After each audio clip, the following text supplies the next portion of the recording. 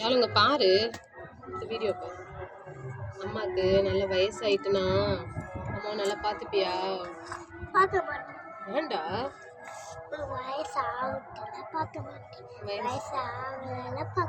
வயசாகவே கூடாது அம்மாக்கு.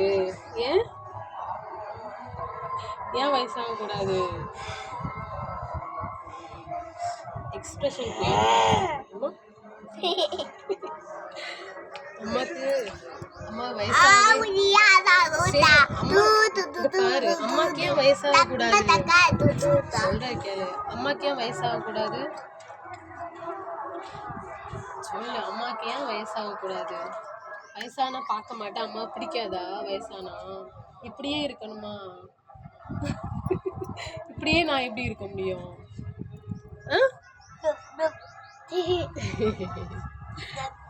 சேட்டை சேட்டை என்னடி வடிவேல் மாதிரியே பண்ற?